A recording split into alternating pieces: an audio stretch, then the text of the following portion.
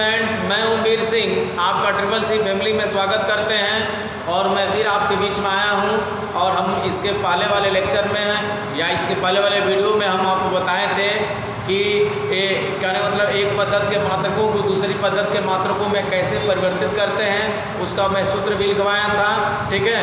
और उससे रिलेटेड कुछ सवालों को मैं बताया था और आपको होमवर्क भी दिया था। आज उसी से रिलेटेड कुछ और सवालों को हल करते हैं, उसके बाद फिर हम लोग विमाओं के अगले उपयोग की तरफ चलते हैं, ठीक है। अगर आपने अभी तक चैनल को सब्सक्राइब नहीं किया तो चैनल को जरूर सब्सक्राइब कर लीजिए, बेल आइकन भी दबा दीजिएगा और साथ ही साथ लाइक्स कर दीजिएगा, कमेंट्स कर दीजिएगा और अधिक से अधिक शेयर कर दीजिएगा, जिससे अधिक से अधिक बच्चे इसका लाभ उठा सकें, ठीक है। तो बिना समय गंवाए हम लोग चलते हैं अपने टॉपिक पर। लेकिन आनंद तो आपको तभी आएगा जब आप शुरू से लास्ट तक वीडियो देखेंगे, ठीक है।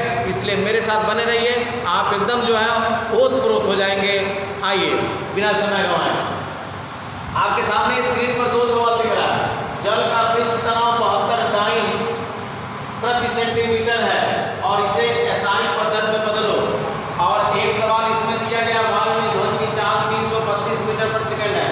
यदि लंबाई का मात्रक किलोमीटर तथा समय का मात्रक घंटा हो तो चाल का मान क्या होगा।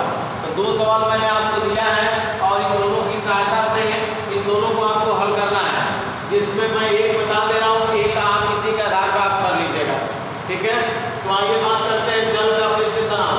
जल का जो पृष्ठ तनाव दिया 72 डाइन प्रति सेंटीमीटर है और इसे एसआई पद्धति में बदलना है। तो आइए बात करते हैं, सबसे पहले बात करते हैं जल का पृष्ठ तनाव। तो पृष्ठ तनाव जब दिया है, हमने कहा कि जो भी यहाँ दिया रहता है सबसे पहले उसका मात्रा निकालते हैं। तो पृष्ठ तनाव का मात्रा क्या होता है जानिए। पृष्ठ तनाव बराबर होता है सूत्र कि बल बटे लंबाई। बल बटे लंबाई होता है पृष्ठ तनाव और बल का बीमा क्या होता है m/2 और लंबाई की बीमा क्या होती है l।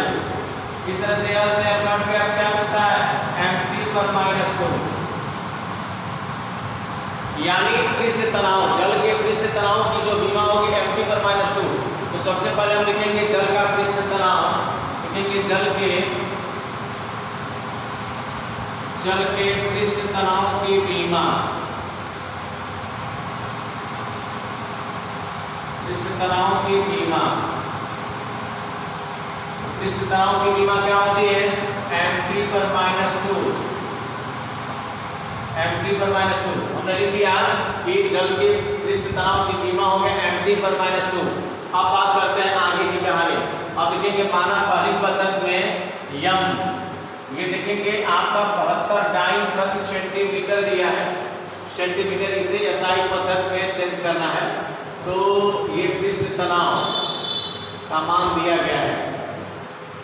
तो डाइन ये 72 यानी n का मान दिया गया है और m जो होगा वो किलोग्राम, ये डाइन है ना तो ये ग्राम को व्यक्त करेगा, ठीक है। देखिए तो लिखेंगे माना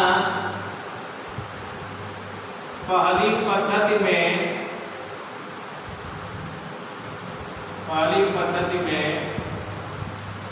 यम1 व L1, यम1 व T1, यम1 व T1 क्रमशः, यम1 और T1 क्रमशः ग्राम व सेकंड को, ग्राम व सेकंड को तथा दूसरी पद्धति में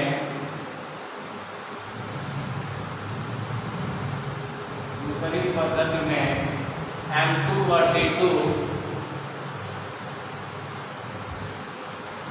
m2 व T2 क्रमशः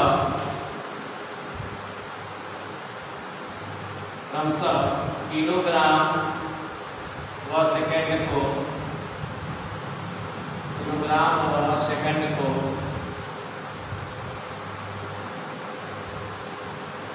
प्रदर्शित करते हैं,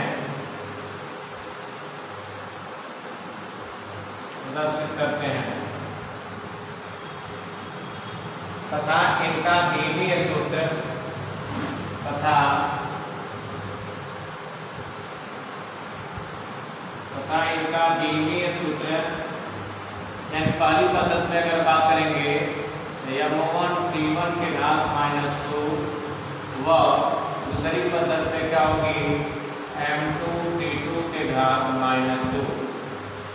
मान लेते हैं पहली पद्धति में आंशिक मान n1 माना, पहली पद्धति में आंशिक मान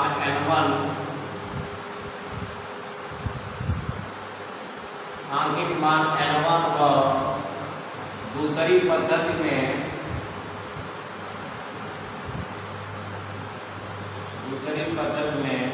आंशिक मान क्या है n2 है। ठीक है, और आप जानते हैं कि आंशिक मान और संगत मात्रा का गुणनफल नियतांक होता है, तो लिखेंगे n2 और इनके मात्रा क्या थे, बीवी सूत्र क्या था m2 t2 के घात -2 बराबर n1 और यहाँ क्या होगा m1 t1 के घात -2। ठीक है, अब इसको डॉक्टर भेज दीजिए, n2 का मान निकालेंगे तो यहाँ m1 होगा और बड़े कोष्ठक में क्या होगा कि m1 बटे m2 और दूसरे कोष्ठक में क्या होगा t1 बटे t2 और दोनों पर घात -2 है तो यहाँ क्या हो जाएगा -2। ठीक है, अब n1 का मान देखेंगे, n1 का जो आंशिक मान 72 दिया है तो n2 बराबर हो जाएगा n1 की जगह 72 लिखेंगे कोष्ठक में।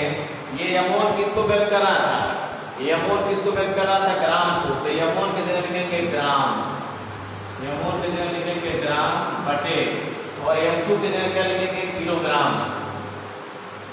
क्या हो गया किलोग्राम। फिर आइए t1 किसको व्यक्त कर रहा था, t1 सेकंड को और t2 भी सेकंड को ही व्यक्त कर रहा था, तो यानी t1 की जगह भी हम क्या लिखेंगे सेकंड लिखेंगे और t2 की जगह भी क्या लिखेंगे सेकंड लिखेंगे और दोनों पर होल घात कितना था, होल घात कितना है -2 है तो यहाँ -2 लिखिएगा। अब देखेंगे तो n2 बराबर हो गया 72 और कोष्ठक में बताइएगा ये ग्राम है तो ग्राम में रहने दीजिए, इस किलोग्राम को चेंज करते हैं, 1 किलोग्राम में कितने ग्राम होते हैं, तो आप कहेंगे 1000 ग्राम होते हैं, 1000 ग्राम। और यहाँ देखिए सेकंड से सेकंड कट गया तो 1 की घात कितना हो गया -2 और 1 पर कितना की घात क्यों ना उसका मान 1 ही होता है, तो n2 का मान आ जाएगा 72 और ग्राम से ग्राम काट दीजिए तो 72 बटे हो जाएगा कितना 1000 और इसको अगर मानक रूप में लिखा जाए तो n2 बराबर हो जाएगा 72 बटे 10 के घात 3 और इसको ऊपर ले लेंगे तो n2 बराबर आ जाएगा 72 गुणे 10 की पावर -3, 72 गुणे 10 की पावर -3 ये आपका आंशिक मान है, लेकिन अगर मात्रक के साथ लीजिएगा तो यही मान हो जाएगा ये पृष्ठ तनाव, ये तो आंशिक मान हो गया। अब पृष्ठ तनाव का मान जो होगा, पृष्ठ तनाव बराबर अब लिखेंगे 72 गुणे 10 की पावर -3, 72 गुणे 10 की पावर -3 और मात्रा क्या होगा, अब डाइन की जगह किसमें लिखेंगे न्यूटन में, डाइन की जगह किसमें लिखेंगे न्यूटन में और सेंटीमीटर की जगह लिखेंगे मीटर में, न्यूटन मीटर हो जाएगा। ठीक है, इस तरह से इसको चेंज करते हैं, यानी 72 गुणे आपका 10 की पावर क्या मिला -3 आ जाएगा। ये आपका जो है ये चेंज हो रहा है और इसको आप तो कहने मतलब इस तरह से आप करेंगे, एक बार इसको और सरसरी निकाल से देख लीजिए और आराम से करिए, कोई दिक्कत नहीं है। जल का पृष्ठ तनाव 72 डाइन प्रति सेंटीमीटर दिया है, इसे SI पद्धति में चेंज करिए, वो भी बीमा से। तो सबसे पहले देखिए हम एक ही चीज़ जानते हैं, जो यहाँ दिया रहता है उसका बीमा निकालते हैं। ठीक है, तो इसमें पृष्ठ तनाव और पृष्ठ तनाव की बीमा हम बताए थे कि बल की बीमा बटे लंबाई की बीमा, और बल की बीमा क्या होती है mn पर -2 बटे लंबाई की बीमा क्या होती है l से l कट गया mt पर -2 हो गया। जो यहाँ रहता है इस तरह से जल के पृष्ठ तनाव की बीमा mt पर -2। अब ये जल के जो पृष्ठ तनाव की बीमा ये किसने दिया था, डाइन सेंटीमीटर, यानी सीजीएस पद्धति की बात है। तो सीजीएस पद्धति में हम द्रव्यमान को किसे लिखते हैं, ग्राम में, और समय को किस में लिखते हैं, सेकंड में। तो माना पहली पद्धति इन्हीं के अनुसार आपको चलना है। माना पहली पद्धति में m1 व पहली पद्धति की बात हो रही है 1 होगा m1 T1 क्रमशः। अब ये सीजीएस पद्धति में है तो सीजीएस में द्रव्यमान को ग्राम में लिखते हैं, तो m1 ग्राम को और T1 सेकंड को। तथा दूसरी पद्धति में जब आएंगे तो m2 अब m1 का जगह m2 और T1 जगह T2 हो जाएगा। लेकिन अब क्रमशः ये एसआई में करा तो एसआई प्रणाली में द्रव्यमान को किलोग्राम में और समय को किसमें, सेकंड में लिखते हैं। तो हमने लिखा माना पहली पद्धति में m1 T1 क्रमशः ग्राम और सेकंड को, तथा दूसरी पद्धति में m2 T2 क्रमशः किलोग्राम और सेकंड को प्रस्तुत करते हैं। तथा तब इनके जो बीमी सूत्र होंगे तथा इनके जो बीमी सूत्र होंगे, पहली पद्धति में क्या होगा 1 1 कर दीजिएगा 1 1 अधिक घात माइनस 2, और दूसरी पद्धति में होगा तो 2 2, यहाँ भी देखिए 2 होगा, यहाँ 2 हो जाएगा और घात कितना हो जाएगा -2। पहली पद्धति में m1 T1 के घात -2 और दूसरी पद्धति में m2 T2 घात -2। माना पहली पद्धति में आंतरिक मान n1 और दूसरी पद्धति में आंतरिक मान क्या है, n2 है। और सूत्र आप जानते हैं, पहले n2 वाला लिखते हैं तो n2 के साथ m2 वाले को m2 T2 घात -2 बराबर n1 के साथ 1 1 वाले को होते हैं n1 और इसकी बीमा यहाँ लिख दीजिएगा m1 T1 घात -2। अब ये m2 मान निकालेंगे तो गुणनफल रूप में इधर आएगा क्या होगा, बटे। तो जब बटे होगा तो m1 नहीं है तो m1 के बटे क्या आएगा m2 और T1 के बटे क्या आएगा T2। लेकिन इस पर भी घात -2 है और इस पर भी घात -2 तो होल घात -2 लिख देंगे, ठीक है। अब m1 का तो आंतरिक मान दिया था 72, m1 के जगह 72 लिखेंगे। अब m1 किसको व्यक्त कर रहा था, m1 किसको व्यक्त कर रहा था, ग्राम को, तो m1 के जगह लिखेंगे ग्राम को, और m2 क्या व्यक्त कर रहा था, किलोग्राम को। T1 सेकंड को, T2 भी सेकंड को। तो अब 1 किलोग्राम में कितने ग्राम होते हैं, तो आप कहेंगे 1000 ग्राम होते हैं। ग्राम से ग्राम कट गया, सेकंड से सेकंड कट गया, क्या बचा 1 1 पर कितना भी घात क्यों न हो उसका मान क्या होता है 1 ही होता है, अर्थात 72/1000 आ गया। अब 1000 को हम लिख सकते हैं 10 के पावर 3 ऊपर जाएगा, क्या होगा 72/10 -3, ठीक है। तो ये n2 के लिए आंकिक मान निकले हैं, ठीक है। ये आंकिक मान आप निकालिए। अब अगर मान लीजिए इसका पृष्ठ तनाव की बात करेंगे तो लिखेंगे जल का पृष्ठ तनाव 72/10 जो पृष्ठ तनाव का नाम आएगा तो अब इसका मात्रक दिया जाएगा, ठीक है। और आंकिक मान की बात होगी तो यहाँ कोई मात्रक नहीं रहेगा, ठीक है। तो जल का पृष्ठ तनाव निकालिएगा 72/10 और मात्रक जरूर लिख दीजिएगा। इस तरह से आप इसको निकालेंगे। और ये चौथा सवाल आपको होमवर्क में दे रहे हैं, कि वायु में ध्वनि की चाल 332 मीटर पर सेकंड है। तो कहने पर चाल दिया तो सबसे पहले चाल की बीमा लिखिएगा, और चाल की बीमा होती है nt पर -1। क्या होती है, nt पर -1। यदि लंबाई का मात्रक किलोमीटर में और समय का मात्रक सेकंड में घंटा में हो तो चाल का मान क्या होगा। तो पहले में लिखेंगे L1 T1 क्रमशः मीटर पर सेकंड को, और दूसरी पद्धति में L2 T2 किसको, किलोमीटर व घंटा को प्रस्तुत करते हैं। तब इनके बीमी सूत्र L1 T1 के घात LT पर वेग है ना, LT पर -1 होता है, तो यह L1 T1 के घात -1 और इसका हो जाएगा L2 T2 के घात -2। और इसी तरह से आप इसको करिएगा और आपके जो आंसर आएंगे वो मैं बता दे रहा हूँ 1195 किलोमीटर पर घंटा। इसका जो उत्तर आएगा 1195 किलोमीटर पर घंटा। अगर ये आता है तो इसका मतलब आपने सवाल क्या किया, सही किया, ठीक है। तो आई होप सेम इसी तरीके से आपको करना है। आप बस यहाँ से ध्यान दीजिएगा कि चाल का बीमा क्या होता है। तो चाल की बीमा क्या होती है, LT पर -1 होती है पहली पद्धति में, L1 T1 लिखेंगे दूसरी पद्धति में, L2 T2 पहली पद्धति में, L1 T1 मीटर व सेकंड को, दूसरी पद्धति में L2 T2 किलोमीटर व घंटा को व्यक्त करते हैं। और ऐसे ही आप कहानी बढ़ाइएगा। आई होप आप आसानी से इसको कर सकते हैं। इसका उत्तर आएगा 1195 किलोमीटर प्रति घंटा। अब हम बात करते हैं कि बीमाओं के जो उपयोग होते हैं वह उसका जो दूसरा, पहला तो हमने लिखवाया था एक पद्धति के मात्रकों को दूसरी पद्धति के मात्रकों में बदलना, और जो दूसरा उपयोग था किसी भौतिक समीकरण के बीमी संतुलन का परीक्षण करना, और तीसरा अगर कोई भौतिक राशि भिन्न भिन्न राशियों पर निर्भर करती है तो उसके द्वारा कैसे बीमी संतुलन के द्वारा कैसे संबंध स्थापित करना। ये 3 उपयोग होते हैं जो कि आपको बताया गया था, वेरी इंपॉर्टेंट है।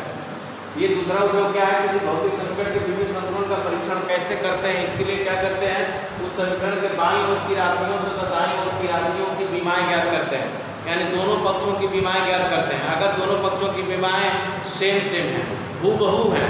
तो इसका मतलब क्या है, यदि विमाएं बिल्कुल एक जैसी हैं तब यह समीकरण ठीक है, अन्यथा क्या है, गलत है। जैसे हम बात करें, अगर हम गति के समीकरण को ले लें, गति का प्रथम समीकरण अगर हमको चेक करना हो, गति का समीकरण क्या होता है, प्रथम समीकरण होता है v बराबर u प्लस at। अब क्या करेंगे, ये गति का समीकरण है, ये बायां पक्ष है, ये दायां पक्ष है। अगर हम दोनों पक्षों की विमाओं को लिखे, हमने लिखा है इसके लिए उस समीकरण के बाईं ओर की राशियों, बाईं ओर की राशि आपका वेग है और दाईं ओर की राशि आपका वेग और त्वरण और समय का गुणनफल है। बाईं ओर की राशियों और दाईं ओर की राशियों की विमाएं ज्ञात करते हैं।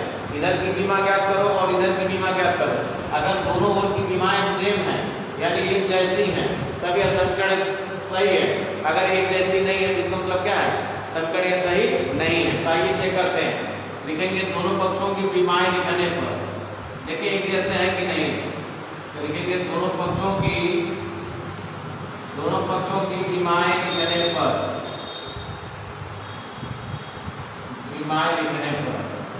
देखिए दोनों पक्षों की विमा लिखते हैं। हमने आपको बताया था वेग की विमा क्या होती है, हमने बताया था वेग की विमा होती है nt पर -1 और ये अंतिम वेग है, ये प्रारंभिक वेग है और तब ये वेग है, ये भी वेग ही है, तो इसकी भी विमा क्या होगी nt पर -1 प्लस त्वरण। ये क्या होता है, त्वरण। और त्वरण का होता है वेग परिवर्तन की दर को त्वरण कहते हैं। तो इसका त्वरण की विमा होती है nt पर -2 और समय की विमा क्या होती है t। ठीक है, हमने दोनों पक्षों की विमा लिखा, इधर वेग की विमा nt पर -1, इधर की वेग की विमा nt पर -1, त्वरण की विमा nt पर -2 और समय की विमा क्या होती है t। अब इधर जो इतना है, इधर इतना, इसको सरल करते हैं। अगर इसके जैसा यह भी है तो इसका मतलब ये सब समीकरण सही है, अन्यथा क्या है, गलत है। आइए चेक करते हैं, nt पर -1 और इधर देखिए, इधर आपका nt पर -1 तो है प्लस इस t का अंतर पूरा करो, ये पूरा होगा तो क्या होगा nt पर माइनस, ये दो में से माइनस, ये दोनों का आधार सेम है, t दोनों का आधार सेम है, गुणा करते हैं घात क्या होते हैं, जुड़ जाते हैं। तो ये t पर देखिए -2 है और यहाँ t पर क्या था +1, इन दोनों को जोड़ लो, घात जुड़ जाएंगे। तो आप कहेंगे ये क्या आ गया भाई, तो आप कहेंगे nt पर -1 इधर आया और इधर क्या आ गया nt पर -1 और प्लस यहाँ भी क्या आएगा nt पर -2 में से घटाइए क्या होगा -1। ठीक है, अब कहेंगे इधर भी nt पर -1 और -2 में से घटाएंगे nt पर -1, ये दोनों मान सेम है। 8 हो nt पर -1 और 8 हो nt पर -1 जोड़ देंगे क्या होगा 2 हो nt पर -1। तो इधर आपका तो है, आपका मान इधर nt पर -1 है, इधर जोड़ देंगे तो आगे क्या आ जाएगा 2 और इधर क्या हो गया nt पर -1।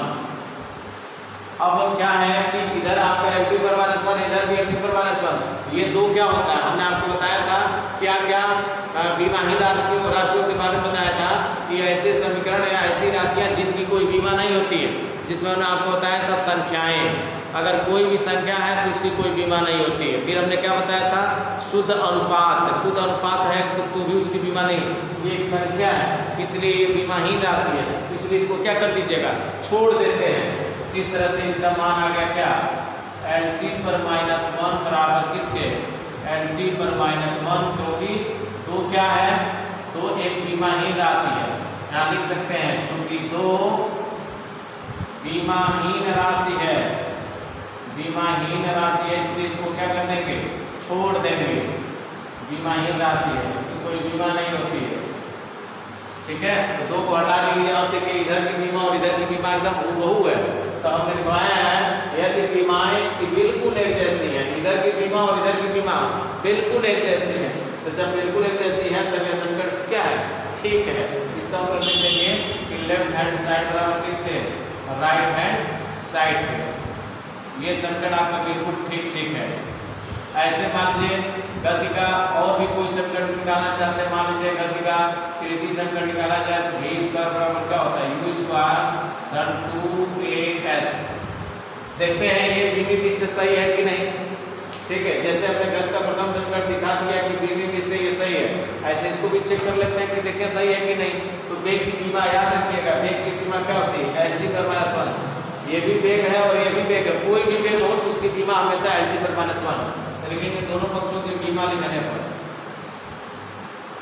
दोनों पक्षों की बीमा लिखने पर आप कोई भी संकट कैसे चेक कर सकते हैं।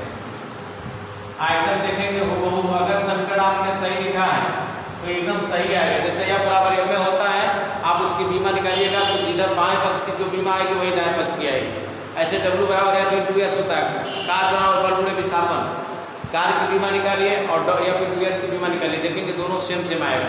जो भी ये संकट आप पढ़ते हैं वो टोटल की बीमा क्या होगी, सही होगी। देखिए एक का प्रथम संकट हमने दिखाया सही आया, ऐसे तृतीय भी अभी हम दिखाएंगे सही आएगा।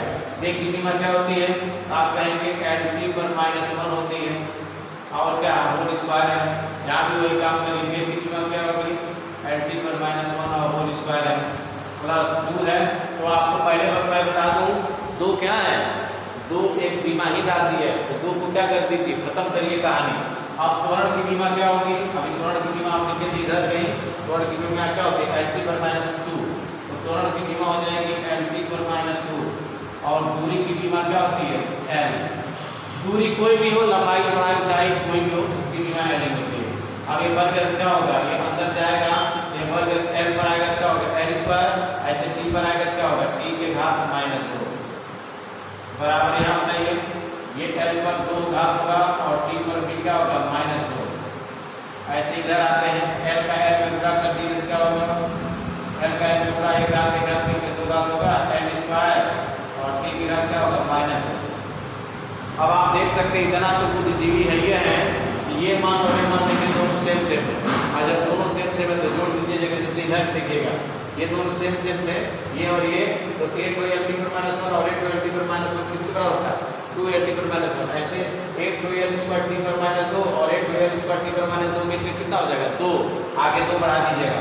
इस तरह से इसका मान हो गया L स्क्वायर T पर -2 और बराबर किस जोड़ दीजिए तो 1 मिलकर कितना हो जाएगा 2 और आगे अंदर हो जाएगा L स्क्वायर T पर -2। और अभी हमने आपको बताया था कि 2 क्या होता है, बीमाहीन राशि होता है, 2 को क्या कर दीजिए छोड़ दीजिए, तो क्या मिला है ना, आप कहेंगे कोई भी आंतरिक मान आएगा तो उसको छोड़ दीजिएगा क्योंकि वो बीमाहीन राशि होता है। और इधर भी देखेंगे तो L स्क्वायर T पर -2, देखिए लेफ्ट हैंड साइड बराबर किसके आ गया राइट हैंड साइड। इस तरह से आप किसी भी संकट को सरल कर सकते हैं और देखेंगे तो अगर वो संकट सही है तो राइट लेफ्ट हैंड साइड और राइट हैंड साइड आपस में क्या होंगे, बराबर होंगे। अच्छा ऐसे मान लीजिए आप निकाल सकते हैं, जैसे आप करके ये हमने प्रथम संकट निकाला, द्वितीय संकट निकाला, ऐसे आप ये तृतीय संकट था, ऐसे आप अगर द्वितीय संकट भी निकालना चाहते तो आप निकाल सकते हैं। S बराबर क्या होगा UT plus half AT square, यानी कोई भी संकट जो आप पढ़े हैं अभी तक, आप जानते हैं स्थितिज ऊर्जा का सूत्र होता है U बराबर mgh, तो स्थितिज ऊर्जा की बीमा अगर U बराबर mgh है तो वो सही है कि नहीं, तो एकदम आप आसानी से निकाल सकते हैं। आइए इसको देख लेते हैं, फिर मैं उसको भी निकाल देता हूँ। S बराबर UT plus half AT square है ना, तो यस मतलब क्या होगा दूरी, यस मीन्स क्या होगा दूरी, तो दोनों पक्षों की जब बीमा लिखेंगे तो दूरी की बीमा क्या होगी L। अच्छा वेग की वेग है ना, वेग की बीमा क्या होगी LT पर -1, समय की बीमा क्या होगी तो आप कहेंगे T होगा प्लस ये 1/2 क्या है, हमने आपको बताया था कोई अनुपात हो कोई संख्या हो बीमा ही राशि होती है, 1/2 खत्म कहानी। त्वरण की बीमा क्या होगी, त्वरण की बीमा होती है LT पर -2 होती है। और समय की बीमा क्या होगी, समय की बीमा क्या होगी T, और देखिएगा 2 घात लेते हैं 2 घात लगा दीजिएगा, यहाँ आपका मान L ही होगा सिर्फ। अब क्या करो T का अंदर गुणा कर दो, तो ये T का इसमें गुणा होगा तो LT के घात क्या था यहाँ -1 है और एक घात ये दोनों जुड़ जाएगा ना +1 हो जाएगा, और प्लस यहाँ देखिए इन दोनों का अंदर गुणा करोगे तो L और T के घात -2 दोनों का गुणा होगा तो -3 पर -2 है उधर +2 है, दोनों जुड़ जाएंगे तो -2 और प्लस क्या होगा 2।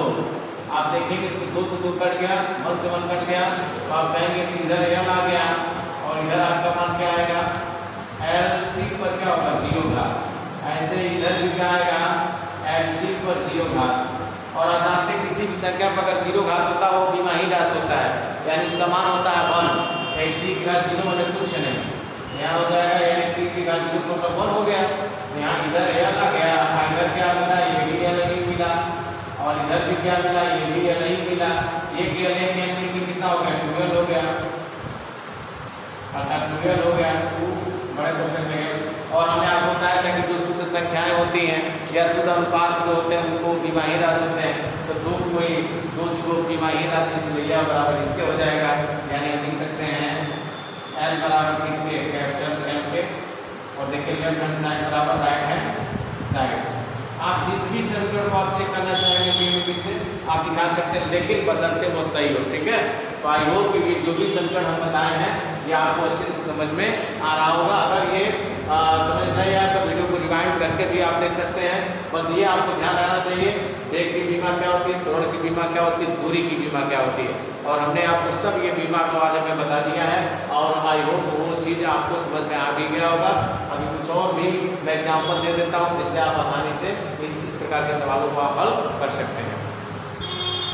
कुछ और एग्जाम्पल हम लोग देख लेते हैं जिससे आपको एकदम क्लियर हो जाए कि वास्तव में जो बताया गया है वो अच्छे तरीके से आपको समझ में आ गया है। जैसे आप एक न्यूटन का सार्वत्रिक गुरुत्वाकर्षण नियम पढ़े थे कि दो पिंडों के बीच कार्य करने वाला आकर्षण बल उन पिंडों के द्रव्यमानों के गुणनफल के अनुक्रमानुपाती एवं उनके बीच की दूरी के वर्ग के व्युत्क्रमानुपाती होती है।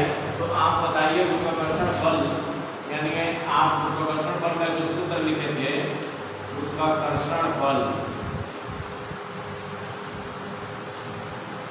F बराबर क्या था, F का मान क्या था, G m1 m2 बटे किसके था, r स्क्वायर। F बराबर किसके था, G m1 m2 बटे r स्क्वायर के। अगर ये सूत्र सही है और चूंकि आप लोग पढ़ते आ रहे हैं कि दो पिंडों के बीच कार्य करने वाला आकर्षण बल दोनों पिंडों के गुणनफल के अनुक्रमानुपाती एवं दोनों पिंडों के द्रव्यमानों के गुणनफल के अनुक्रमानुपाती एवं उनके बीच की दूरी के वर्ग के व्युत्क्रमानुपाती होती है। और जी जो होता है वो सार्वत्रिक गुरुत्वाकर्षण नियतांक होता है, ठीक है। तो अब अगर मान लीजिए ये अगर सूत्र सही है तो इसकी बीमा और इसकी बीमा क्या होनी चाहिए, समान होनी चाहिए। लेकिन हम बात करते हैं कि जी की पहले बीमा, जी की बीमा मैं लिखवाया था, आपको याद शायद हो, अगर नहीं याद हो तो याद मैं करा दे रहा हूँ। यहाँ से अगर जी का मान निकालें तो जी का मान निकालें तो क्या होगा, r स्क्वायर बटे किसके था, f r स्क्वायर बराबर कटिंग हो गया m1 m2 के। और देखेंगे तो बल की बीमा क्या होती है, m l t पर -2 होगा, और दूरी की बीमा क्या होगी, l और वर्ग कर दीजिए। और द्रव्यमान की बीमा m और m, यानी द्रव्यमान की बीमा क्या होती है, द्रव्यमान को हम किसे लिखते हैं, m से लिखते हैं। किसे लिखते हैं, m से। तो m में m का गुणा करोगे क्या होगा, ये भी m, तो क्या होगा, m इंटू m होगा ना। तो अब आपका मान आ जाएगा m और l पर कितना घात, 3 घात, और t के घात कितना, -2 बटे नीचे देखेंगे तो m का गुणा क्या होगा, m स्क्वायर। अब m स्क्वायर के ऊपर जाएगा क्या होगा, m पर -2 हो जाएगा, तो इसका मान आ जाएगा, देखेंगे तो m पर -2 और यहाँ क्या है +1 इंटू l पर 3 और t पर -2। तो देखेंगे इसकी बीमा आया होगा m इनवर्स l पर क्यूब और t के घात -2। ये सार्वत्रिक गुरुत्वाकर्षण नियतांक की बीमा है। एक बार और चेक कर लेते हैं, देख लेते हैं कहीं मिस्टेक नहीं है। जी का मान निकालेंगे, जी यहाँ आ जाएगा, इसका पूरा f r स्क्वायर बटे m1 m2। बल की बीमा होती है m l t पर -2, r माने दूरी से मतलब कोई भी दूरी उसकी बीमा l होती है, वर्ग कर लीजिए। द्रव्यमान की बीमा m होती है तो m इंटू m हो जाएगा। तो यहाँ m l और देखेंगे 2 घात और 1 घात मिलकर 3 घात और 3 घात -2, और m का m का m स्क्वायर हो जाएगा। ये m स्क्वायर ऊपर जाएगा तो m ऊपर जाएगा तो इसका चिन्ह बदल जाएगा, तो -2 और प्लस क्या है 1 और l क्यूब t के घात -2। तो 2 -2 में से कटेगा क्या होगा, -1, तो m पर -1 l क्यूब t के घात -2, ठीक है। अब आगे बीमा लिखते हैं, हम लिखेंगे दोनों पक्षों की बीमाएं लिखने, तो लिखेंगे दोनों पक्षों की बीमाएं लिखने, दोनों पक्षों की बीमाएं लिखने पर देखिए बल की बीमा तो सभी लोग जानते हैं क्या होता है, m l t पर -2। अगर इधर m l t पर -2 है, अगर उधर भी m l t पर -2 आ गया तो इसका मतलब सही है। तो जी की बीमा तो लिखिए पहले। सबसे पहले गुरुत्वाकर्षण नियतांक की बीमा क्या होती है, m पर -1 L क्यूब t की घात -2, और द्रव्यमान की बीमा क्या होगी m, और फिर द्रव्यमान की बीमा क्या होगी m बटे r, मतलब क्या दूरी से मतलब दूरी की बीमा क्या होगी L, और एक वर्ग है तो क्या करिए वर्ग। अब देखिए इधर तो आपका जैसे था वैसे उतारते चलिए, m L t पर -2 हो गया, इसको सरल करते हैं। देखिए m का m में बड़ा होगा क्या होगा m स्क्वायर, और m स्क्वायर का m की घात में माइनस क्या होगा m उतार के, और इन घातों को जोड़िए -1, इस पर क्या होगा 1, इस पर 1, -1 + 1 + 1, और L पर क्या है 3, और t पर क्या है -2, और ये L का ये वर्ग होगा तो L स्क्वायर, और ऊपर जाएगा क्या होगा L के घात -2। अब देखते हैं क्या आता है, तो देखेंगे तो mL t पर -2 हो गया बराबर, यहाँ देखिए तो आप बताएंगे 1 से 1 कट गया, ये क्या बचा, ये m बचा और -2, ये देखिए 3 में से 2 घटाएंगे 1 बचेगा L, और t का कितना आ गया -2। अब आप बताइए क्यों नहीं कहेंगे कि ये दोनों ये जो संकट है वो सही है कि नहीं, एकदम सही है, mL t पर -2 और mL t पर -2।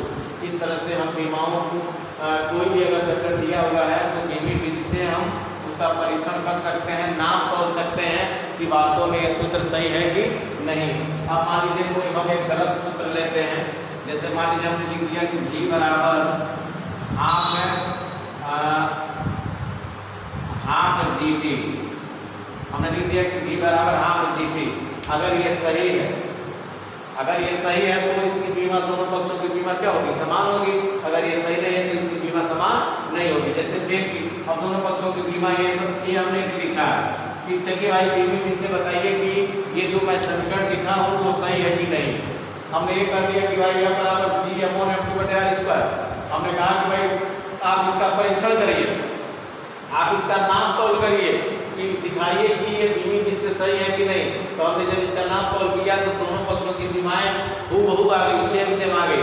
इसका मतलब क्या है, ये समीकरण सही था। अब हमने फिर एक समीकरण आपको दिया, हमने कहा कि v बराबर सिद्ध करिए कि v बराबर 2GT।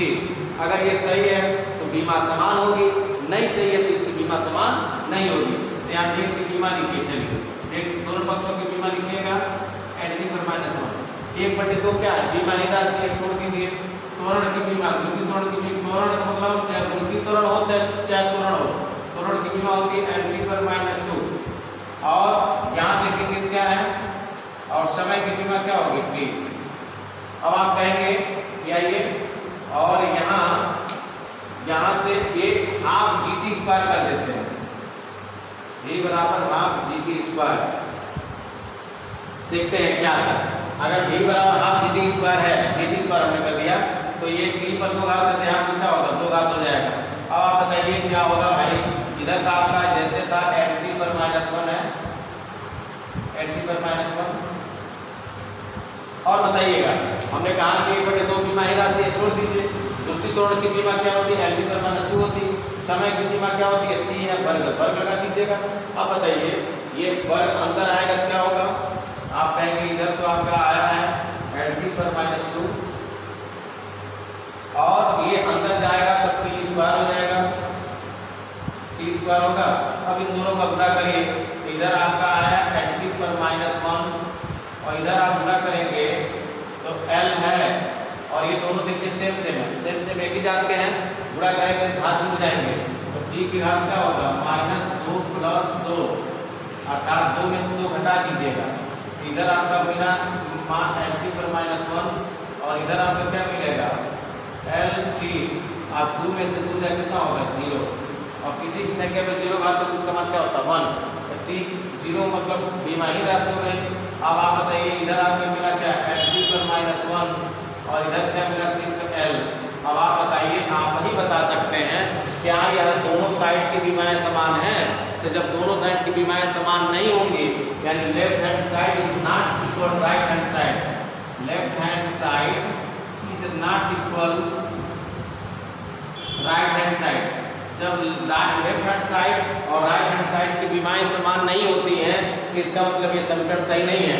तो आप याद रखेंगे यह जो समीकरण वाले जितने भी समीकरण हम लोग दिखाए हैं वो सारे समीकरण क्या थे, सही थे। कैसे सही थे, हमने उन सभी समीकरणों के बाएं पक्षों की बीमा और दाएं पक्षों की बीमाओं को मैंने लिखा और दिखाया कि लेफ्ट हैंड साइड और राइट हैंड साइड क्या बराबर थे, जबकि इसमें देखेंगे तो लेफ्ट हैंड साइड और राइट हैंड साइड बराबर नहीं है, इसलिए यह जो समीकरण है वो क्या है, गलत है, जबकि ये टोटल समीकरण क्या है, सही है। जो भी आप पढ़ते हैं, जैसे आप सिद्ध कर सकते हैं कि गतिज ऊर्जा K बराबर हाफ mv², इधर की बीमा उधर की बीमा देखेंगे तो आएगा ml² T/-2 ही आएगा, ठीक है। ऐसे स्थितिज ऊर्जा लेके सिद्ध कर सकते हो, U बराबर mgh, इधर की बीमा उधर की बीमा निकालिएगा देखिएगा सेम आएगा, M बराबर ma, वो भी आप दिखा सकते हैं, ठीक है।